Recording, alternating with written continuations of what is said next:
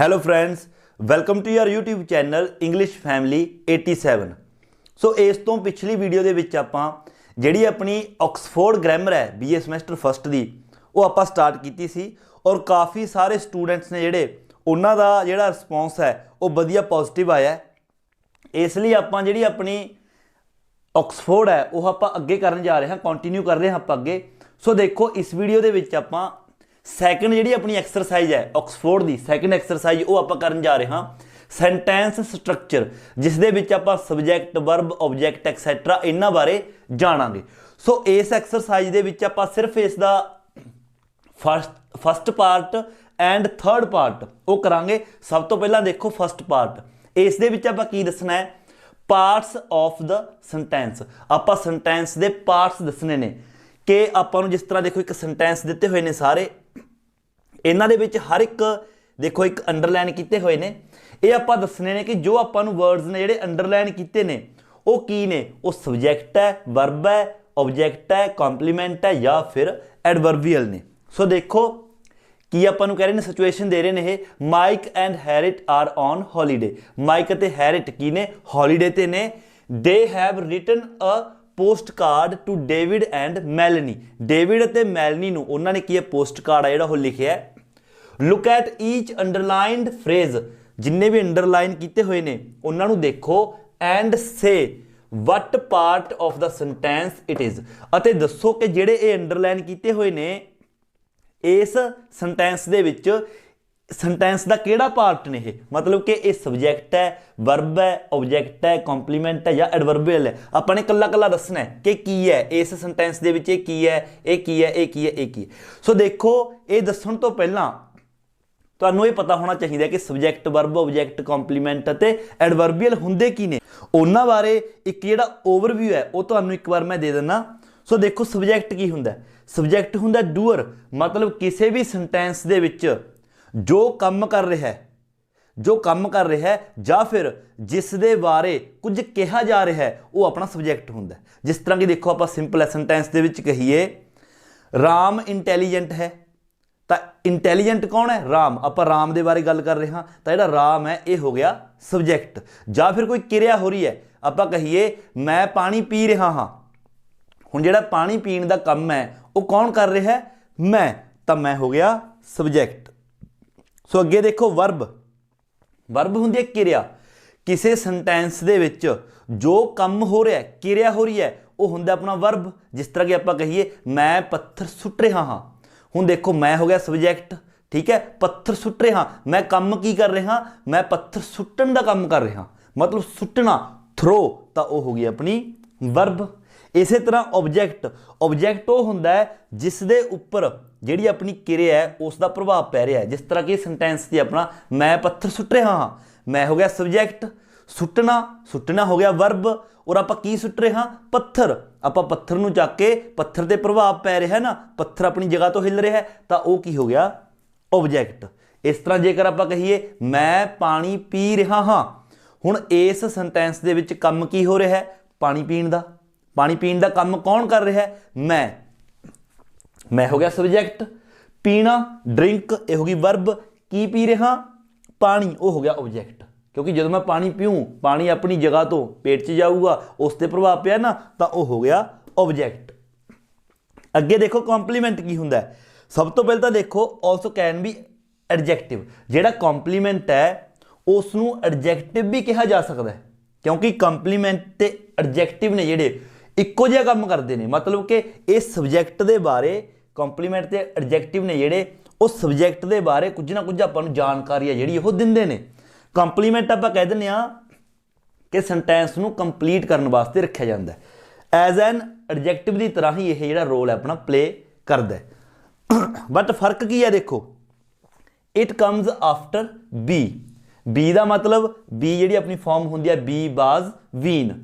सो be दी forms देखो is, am, are या फिर वॉज या वर, इन्हां तो हमेशा बाद विच जो आवेगा वो कंप्लीमेंट होगा। जो अपने सेंटेंस नूं कंप्लीट करेगा इज, एम, आर या वॉज, वर तो बाद विच आऊगा ते सबजैक्ट बारे कुछ दसूगा, वो अपना हुंदा है कंप्लीमेंट। सो अगे देखो एडवर्बियल, एडवर्बियल की हुंदा देखो ये ध्यान नाल समझण वाली गल है। एडवर्बियल वो हुंदे ने इहो जे वर्ड या फिर ग्रुप ऑफ वर्ड्स जिहड़े आपां नूं मैनर यानी कि तरीका मैनर्स बारे दसदे ने तरीका या फिर प्लेस जगह दे बारे दसदे ने या फिर टाइम किसी समय बारे दसदे ने। मैनर बारे कि दिता किस तरह देखो आपां कहने आई स्पोक पोलाइटली मैं बोलिया और मैं किस तरीके नाल बोलिया पोलाइटली मैं नरमी दे नाल बोलिया तो ये की हो गया यह एडवर्बियल हो गया। सो ज़्यादातर एल वाई वाले जिहड़े हुंदे ने वो मैनर दसदे ने ठीक है। ये एडवर्बियल हो गया आपां नूं ये तरीका दस रहा है किस तरह बोलिया पोलाइटली बोलिया। जगह किस तरह प्लेस दसणगे देखो we are playing in the garden असी खेड रहे हाँ कित्थे इन द गार्डन जिहड़ा इन द गार्डन है ये अपना की हो गया एडवर्बियल हो गया जगह दस रहा है ठीक है ना।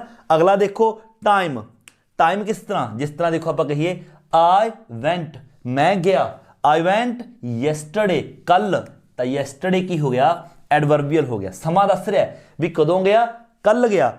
या फिर आई रीच्ड मैं पहुंचिया एट 2 o'clock जिहड़ा एट 2 o'clock है ये की है एडवर्बियल है ये आपां नूं दस रहा है किस बारे टाइम बारे। सो देखो आई होप कि तुहानूं पता चल गया होवेगा। तो जिहड़ा ऑब्जैक्ट है ऑब्जैक्ट मैं तुहानूं पहला चंगी तरह समझा चुकिया ऑब्जैक्ट बारे एक होर तरीके नाल भी समझ सकदे हो तुसीं बाकी दा सारा आई होप कि पता चल गए होणगे। जिहड़ा ऑब्जैक्ट है किसी भी सेंटेंस दे विच आफ्टर मेन वर्ब जो मतलब अपना आउंदा पार्ट आउंदा जेकर आपां ने वो देखना है कि वो ऑब्जैक्ट है या नहीं है तो उसका पैसिव बना के देखो जेकर वो passive form they which change हो जाता सेंटेंस तो समझ लो ऑब्जैक्ट है। जेकर उसका पैसिव नहीं बनता तो समझो वो ऑब्जैक्ट नहीं हैगा। जेड़े भी वर्ड का आप पैसिव बना सकते हैं वो ऑब्जैक्ट ही होगा हमेशा। सो देखो हुण स्टार्ट करते हैं। देखो फस्ट देखो we are having a great time असी बहुत वधिया समा बिता रहे हाँ मतलब कि असी बिता रहे हाँ वी आर हैविंग असी बिता रहे हाँ की बिता रहे हाँ अ ग्रेट टाइम।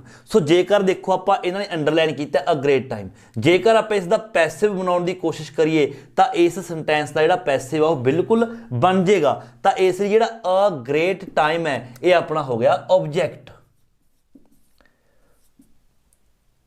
ऑब्जैक्ट।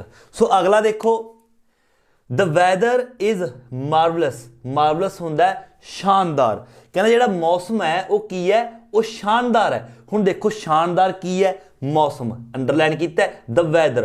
हुण आपां नूं दस रहे हाँ आपां इस सेंटेंस दे विच कि जिहड़ा शानदार है वो की है वैदर गल किहदी हो रही है वैदर दे बारे गल हो रही है। सो सबजैक्ट की हुंदा जिस दे बारे आपां गल कर रहे होंगे आ सेंटेंस दे विच तां वैदर दे बारे गल चल रही है इसलिए ये अपना की हो गया सबजैक्ट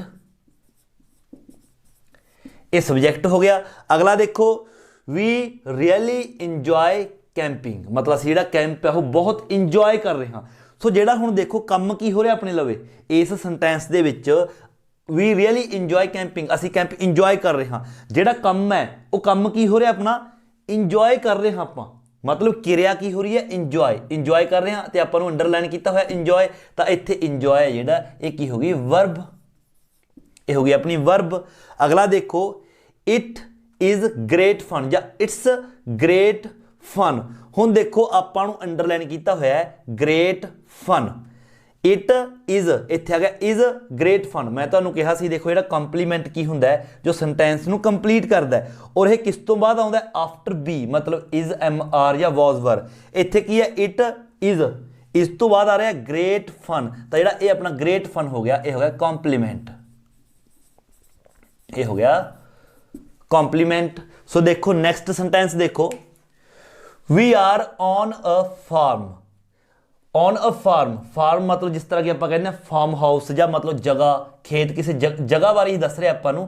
सो देखो आपां नूं जदों कोई प्लेस बारे दसदा है ठीक है कोई प्लेस बारे आपां गल करदे इत्थे आपां नूं जगह बारे दस्सिया गया तो की हुंदा एडवर्बियल ते दस रहे we are on a farm असीं कित्थे आ असीं फार्म ते आ मतलब खेत दे विच या जो भी है। सो ये आपां नूं प्लेस दे बारे दस रहा है तो यह हो गया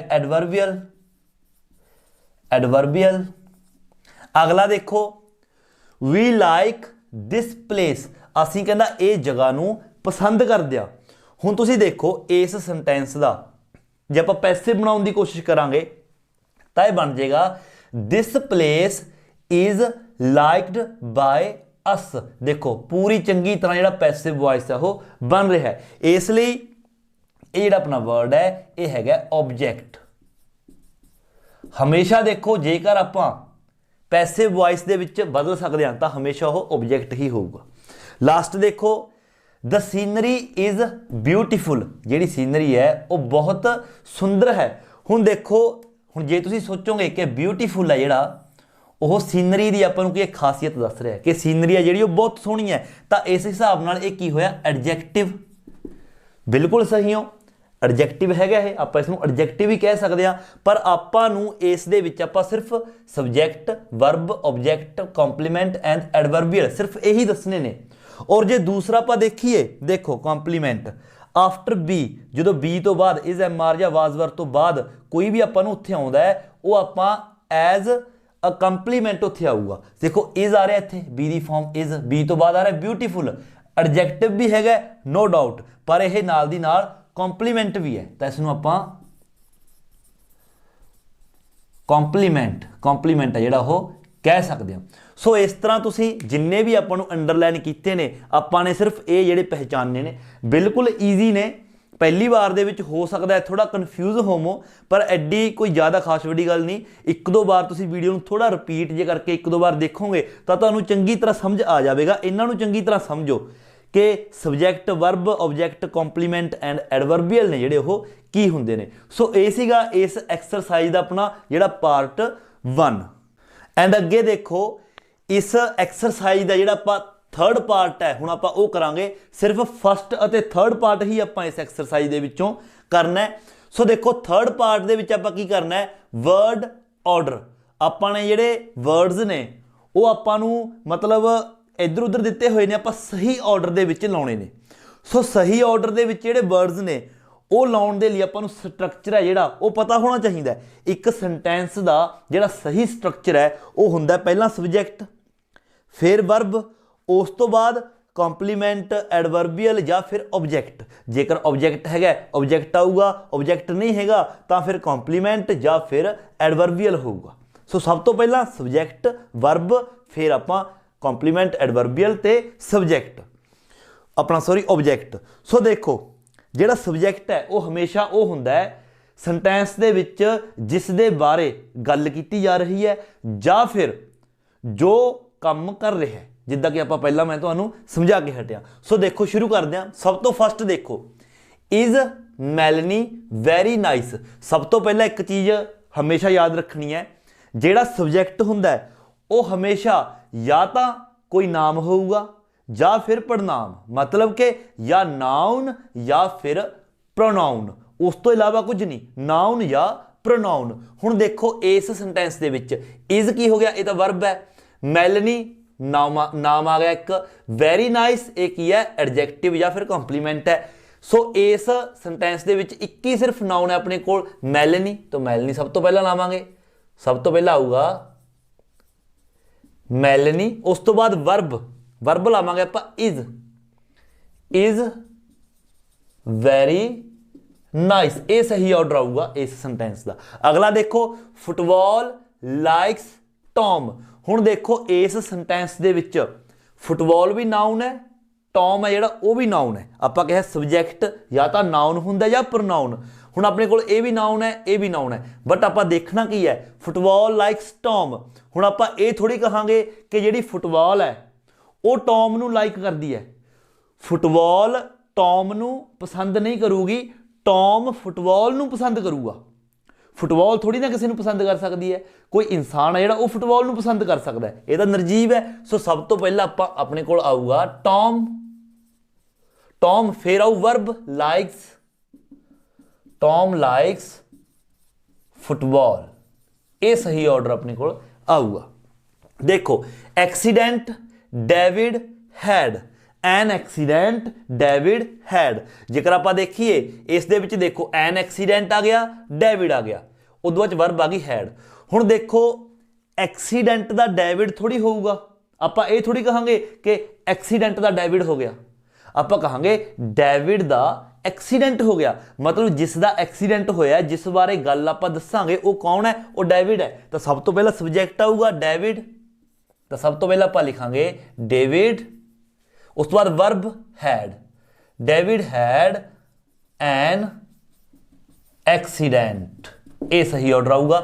अगला देखो मूव्ड द पियानो वी, देखो ये तो अपने वर्ब आ गई, द पियानो अते वी ये अपने लवे आ गया, नाउन आ गया अते यह प्रोनाउन आ गया। सो एक चीज़ देखो हमेशा याद रखनी है, जेकर आपां हुण आपां इस नूं जेकर आपां अगे रखांगे, आपां कहना जेकर इस नूं अगे रख लैंदे हैं, कई सोचते होने स्टूडेंट, तो आपां देखो रख लांगे, आपां कह दांगे द पियानो मूव्ड वी। तो एक गल हमेशा याद रखियो, मेन वर्ब तो हमेशा जिहड़ी अपनी मेन वर्ब हुंदी है उस तो बाद दे विच कदे भी ये सबजैक्टिव जिहड़े अपने प्रोनाउन हुंदे ने नहीं यूज हुंदे। मेन वर्ब तो बाद हमेशा ही ऑब्जैक्टिव प्रोनाउन यूज हुंदे ने।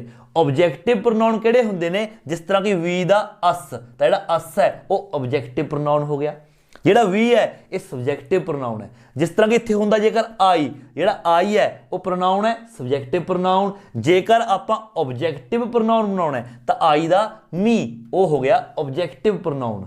सो जेडे वो सारे ने आई दा मी, वी दा अस, दे दा दैम, जेडे ये सारे ने मेन वर्ब तो बाद हमेशा वो यूज हुंदे हुंदे ने, ये नहीं हुंदा, इसलिए आपां सब तो पहला इसनूं यूज करांगे।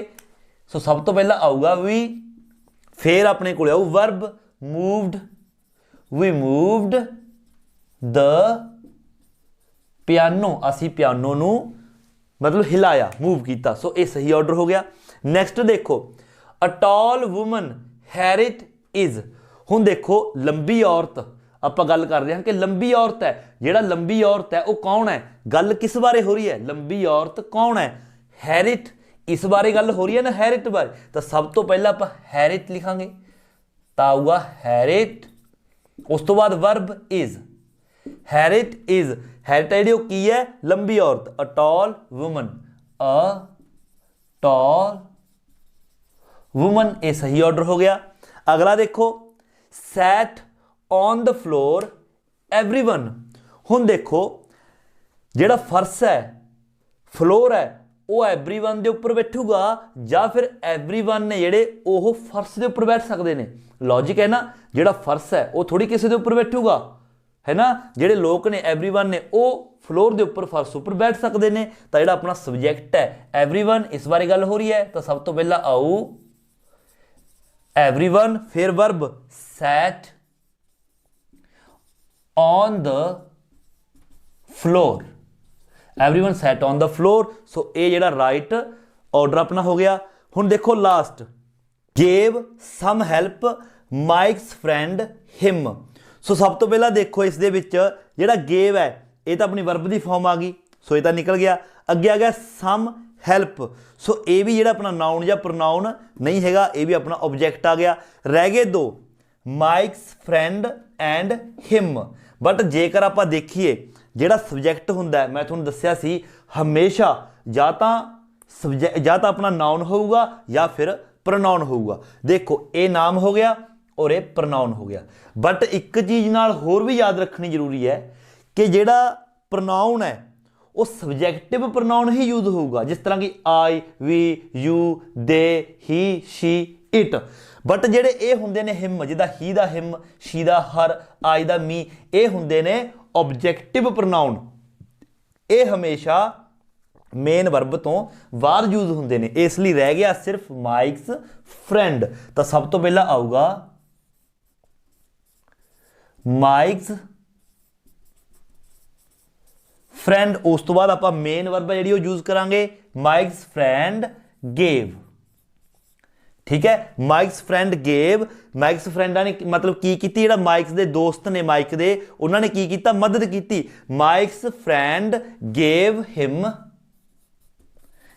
हिम सम हैल्प, इस तरह आ गया। सो एक चीज होर है, जेकर कोई स्टूडेंट ये सोच रहा है कि सम हैल्प पहला अते हिम बाद दे विच भी आ सकदा सी, बिल्कुल आ सकदा सी, बट जेकर आप इस तरह करते, जेकर आप एवें लिखते mics friend gave some help, ਉਸ ਤੋਂ ਬਾਅਦ him ਲਾਉਂਦੇ ਤਾਂ ਆਪਾਂ ਨੂੰ ਉੱਥੇ ਇੱਕ preposition ਲਾਉਣੀ ਪੈਂਦੀ to him, ਬਟ ਆਪਾਂ ਨੂੰ ਇੱਥੇ preposition ਕੋਈ ਵੀ ਨਹੀਂ ਦਿੱਤੀ। ਜੇਕਰ ਆਪਾਂ ਨੂੰ ਇਸ ਸੈਂਟੈਂਸ ਦੇ ਵਿੱਚ gave some help, Mike's friend, him ਨਾਲ ਮੰਨ ਲਓ ਕੋਈ preposition ਵੀ ਦਿੱਤੀ ਹੁੰਦੀ ਇਸ ਤਰ੍ਹਾਂ to, ਫਿਰ ਆਪਾਂ ਕੀ ਕਰਨਾ ਸੀ, ਫਿਰ ਆਪਣੇ ਲਈ ਕੰਪਲਸਰੀ ਹੋ ਜਾਂਦਾ ਕਿ ਆਪਾਂ some help ਪਹਿਲਾਂ ਲਾਉਂਦੇ ਔਰ him ਬਾਅਦ ਚ, ਫਿਰ ਉਸ ਤੋਂ ਪਹਿਲਾਂ to ਲੱਗਦਾ। ਇਹ ਅਜਿਹਾ ਕਿਉਂ ਹੁੰਦਾ ਹੈ? ਇਹ ਡਾਇਰੈਕਟ ਤੇ ਇਨਡਾਇਰੈਕਟ ਆਬਜੈਕਟ ਦੇ ਕਾਰਨ ਹੁੰਦਾ ਹੈ। ਇੱਥੇ ਹੁਣ ਦੋ ਆਬਜੈਕਟ ਨੇ, ਇੱਕ ਡਾਇਰੈਕਟ ਇੱਕ ਇਨਡਾਇਰੈਕਟ। ਡਾਇਰੈਕਟ ਆਬਜੈਕਟ ਉਹ ਹੁੰਦਾ ਹੈ ਜਿਸ ਦੇ ਉੱਪਰ ਸਭ ਤੋਂ ਪਹਿਲਾਂ ਪ੍ਰਭਾਵ ਪੈਂਦਾ ਹੈ ਕਿਸੇ ਵਰਬ ਦਾ, ਕਿਰਿਆ ਦਾ, ਔਰ ਇਨਡਾਇਰੈਕਟ ਉਹ ਹੁੰਦਾ ਹੈ ਉਸ ਤੋਂ ਬਾਅਦ ਅੱਗੇ ਜਿਸ ਦੇ ਉੱਪਰ ਪ੍ਰਭਾਵ ਪੈਂਦਾ ਹੈ। ਦੇਖੋ ਇੱਕ ਤੁਹਾਨੂੰ ਸਿੰਪਲ ਜਿਹੀ ਐਗਜ਼ਾਮਪਲ ਨਾਲ ਸਮਝਾਉਣਾ, ਜਿਸ ਤਰ੍ਹਾਂ ਕਿ ਆਪਾਂ ਕਹੀਏ ਮੈਂ ਪੱਥਰ ਸੁੱਟਿਆ, ਸਿੰਪਲ ਹੈ, ਮੈਂ ਪੱਥਰ ਸੁੱਟਿਆ, ਸੁੱਟਣ ਦਾ ਕੰਮ ਕਿਹਨੇ ਕੀਤਾ? ਮੈਂ ਹੋ ਗਿਆ ਸਬਜੈਕਟ, ਠੀਕ ਹੈ, ਮੈਂ ਸੁੱਟਿਆ, ਕਿਰਿਆ ਹੋ ਗਈ ਸੁੱਟਣਾ, ਠੀਕ ਹੈ, ਇਹ ਹੋ ਗਿਆ ਥਰੋ, ਇਹ ਹੋ ਗਈ ਆਪਣੀ ਕਿਰਿਆ। ਕੀ ਸੁੱਟਿਆ? ਮੇਰੇ ਸੁੱਟਣ ਦਾ ਪ੍ਰਭਾਵ ਕਿਹਦੇ ਪਿਆ? ਪੱਥਰ ਤੇ, ਤਾਂ ਉਹ ਡਾਇਰੈਕਟ ਆਬਜੈਕਟ ਹੋ ਗਿਆ ਪੱਥਰ। ਹੁਣ ਜੇਕਰ ਇਸੇ ਨੂੰ ਇੱਕ ਹੋਰ ਤਰੀਕੇ ਨਾਲ ਬੋਲੀਏ, ਆਪਾਂ ਕਹੀਏ ਮੈਂ ਉਸ ਉੱਪਰ, ਜਾਂ ਫਿਰ ਮੈਂ ਰਾਮ ਉੱਪਰ ਪੱਥਰ ਸੁੱਟਿਆ, ਤਾਂ ਹੁਣ ਆਬਜੈਕਟ ਨੇ ਜਿਹੜੇ ਦੋ ਹੋ ਗਏ, ਇੱਕ ਤਾਂ ਪੱਥਰ ਇੱਕ ਰਾਮ।